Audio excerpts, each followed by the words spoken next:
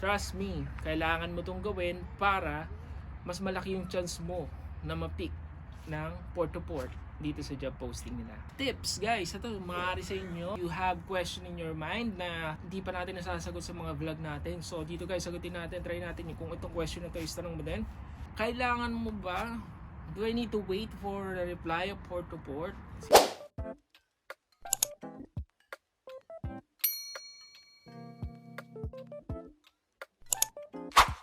Hey everyone! Welcome back to our channel, and sa mga bago dito na nanonood sa atin, ako nga pala si JV and this is JV Vlogs. On this channel, I'll share everything about Canadian lifestyle and mga buhay-buhay natin dito sa Canada. And today I have something exciting for you, an exclusive update about 2025 seasonal job recruitment with port-to-port service immigration. Now, before we dive in, let me make it clear. This is not a sponsored video and I'm not affiliated with port-to-port immigration services. But I love to share these opportunities to you guys, lalo na sa mga subscriber natin dyan sa Taiwan. As you can see guys, napakaganda ng background natin and binibilisan ko lang itong video natin for today kasi pababa na yung araw at napakaganda ng, tingnan nyo naman, fall na dito sa Canada ay nagbabago na yung mga color ng leaves sa likod ko. Kita nyo, meron pa bangka na dumadaan. Hindi ko alam kung anong hinuhuli niyan guys. Walang lobster dyan kasi that's the Lehigh River. So if you're looking for that opportunities na pwedeng ninyong i-grab ngayong 2025 season as a seasonal job worker dito sa Canada guys, please stick to the video and watch until the end, okay? And don't forget to subscribe to our channel and please leave comment down below and give this video a like. That would help me and help our video grow. And don't skip the ads guys, yung tayo kumikita, kaya please tapusin nyo yung ads and share nyo itong video sa inyo, iba ba nyong mga kilala. So let's go into the opportunity. What is the opportunity that port-to-ports give or gave or will be given to you guys, especially na mga workers na nandyan sa Taiwan? Ang port-to-port ay open na ngayon to hire foreign workers for seasonal job postings. So ibig sabihin guys, ito na naman yung mga nasa trabaho sa mga fish, lobster plant, at kung ano-ano pa mga seafood industry guys dito sa Canada. And pag-usapan natin kung paano mag-apply guys. Basahin niyo itong post nila sa page or group ng port-to-port immigration, which is sinasabi nila dito na mag-apply kayo through their link na pwede nyo i-click at ilalagay natin sa description kung paano kayo makakapag-apply. First na kailangan nyo gawin, syempre kailangan mo i-prepare lahat ng mga documents na kailangan. Ang pinaka-special note na nilagay na dito is do not attach them into your email. Once na makumpleto nyo lahat ng mga documents, gagawa kayo ng Google Drive and doon nyo talaga siya i-upload yung mga file nyo. And then, i-share nyo siya sa inyong email. Meaning, sa Google Drive na yon, pag na-share nyo na siya, may access na sa port-to-port to see your documents if you are eligible to be part of that recruitment process.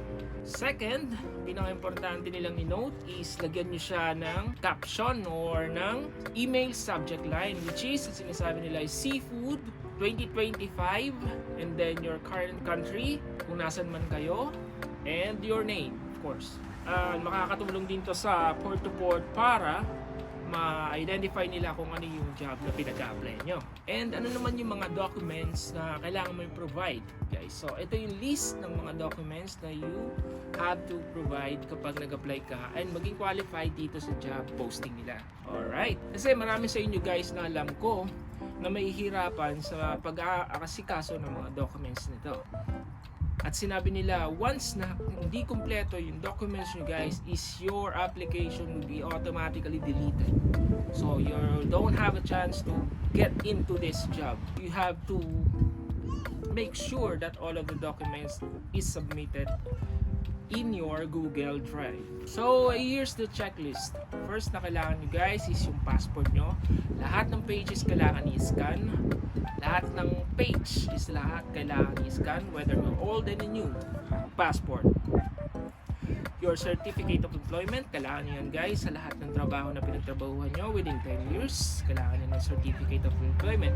Just in case that you don't have your certificate of employment, pwede kayo mag-provide ng reference letter. Which is, meron tayong video yung ginawa tungkol sa reference letters. Kung kayo guys is nahihirapan na magkuha ng certificate of employment dahil employed pa kayo for today and ayaw nyo pa alam sa employer nyo na mag-apply kayo papunta ng Canada, pwede kayong gumawa ng reference letter. And yung link sa baba, yung video na yun, and then okay to send it to you, the template para magamit nyo guys na mapapirme nyo sa mga visor nyo na talagang nagtatrabaho kayo sa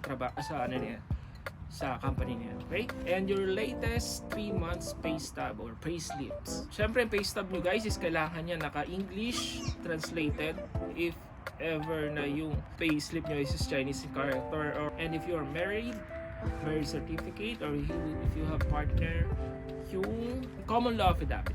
And of course, resume. Sa resume, kailangan nyo pong ayusin ang resume nyo ng pinaka-latest nyo na resume. Okay? Academic records. This include your diploma and transcript of records. And resident ID or permit, or yung ARC na tinatawag dyan sa Taiwan, o siguro yung mga ganun din resident card sa mga ibang bansa na gusto mag-apply sa job posting. Ito, proof of funds. Kailangan tong proof of funds. Itong time namin, hindi naman ako hininga ng proof of funds, pero this time around, kailangan nila ng proof of funds. Bakit kamo? Kasi papasukan mo na trabaho sa seasonal job. From the word itself, seasonal is once mag off season, it possibly you will handle yourself sa mga gastusin, di ba? So that's why they need their proof of funds. Police checks or police clearance for every country na pinag-stayan nyo guys, more than 6 months. Guys, alam ko napakahirap sa tingin natin ng mga requirements na to guys, pero trust me, kailangan mo itong gawin para mas malaki yung chance mo na ma-pick ng port to port dito sa job posting nila. Ang tip ko sa inyo guys is mag-submit na kayo right away once ma-complete nyo yung documents, kasi first come first serve sila. Ibig sabihin kung sino mauna, silang unang i-validate o kung talaga bang eligible sa trabaho na yun guys. Mas maganda mauna kayo syempre. Kaya ngayon pa lang kung napapanood itong video na to, check mo na yung mga documents and requirements kung meron ka guys. And kung mga subscriber natin na nanonood dyan na nag-aantay ng job posting report, no? Ito na guys yung time nyo. May mga video na din tayo nagawa dyan regarding sa mga requirements. So all you have to do is pass it to this work at PTP Immigration.OK. Final tips guys, ito maaari sa inyo. You have question in your mind na hindi pa natin nasasagot sa mga vlog natin. So dito guys, sagutin natin, try natin kung itong question na ito is tanong mo din. Kailangan mo ba, do I need to wait for a reply of port to port? Sinasabi nila dito sa page nila, sa pinost nila is you don't have to wait for reply dun sa mismo post nila sa job posting. Bakit? Kasi sila mismo ang mag-i-email sa inyo if you are eligible dun sa job posting, okay? Ginagawa nila to para iwas din sa mga scammers like yung mga spammers dyan sa Facebook. Kaya iwasan nyo guys yung mga yon. And wag na wag kayong magbabayad kaagad guys, hindi ganun. Kasi merong electronic receipt sila na pinaprovide si port to port para sa inyo to be transparent do sa transaction na gagawin nila with helping you going here in Canada and to get the job, okay? Kaya wag kayong magpapaloko sa mga scammers dyan guys sa Facebook. Napakarami yan. As checking dun sa post ng port to port dun sa mismong page nila guys, no, may spammer dun which is pares ng picture. And ingatan nyo yung guys, walang follower. And ang legit na page lang nila is ito lang guys, ito. Ayan, yan lang yung legit page nila. Kaya dyan lang kayo tumingin ng mga updates. Pwede mo silang like or follow guys. Paano? Ito naman, isa pang tanong.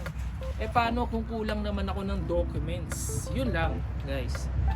Kung missing ka ng documents, I advise you na kailangan mo kagad na makuha yan, kumplatuhin mo kagad. Kung hindi ka man makahabol sa season na to, I advise you, tip ko lang sa'yo, April next year meron sila, and then massively kung marami kasing mag-apply for this April season, yung September season is kukunan na lang din nila doon sa mga nag-apply ng April.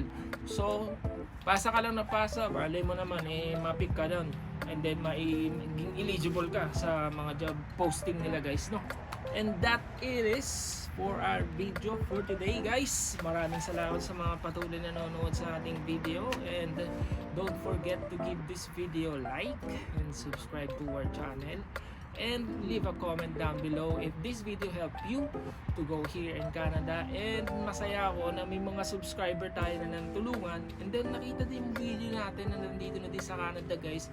Minsan nga nag-grocery kami, tinatanong, uy, saan sa JB, may sa Darlene, and then dito na kami sa Bridgewater, and then meron pa rin nakakakilala, no? Well, I'm happy to see those people na subscriber natin na nandito na sa Canada na natulungan natin with giving this idea or giving this opportunity guys, no? And I hope isa din kayo sa matulungan natin soon na nandito na mapunta na din sa Canada guys, no? And ayun na lang guys, kita nyo naman nagdidilim na. I hope maganda tong video natin, and yun, hope to see you soon guys. Have a good one.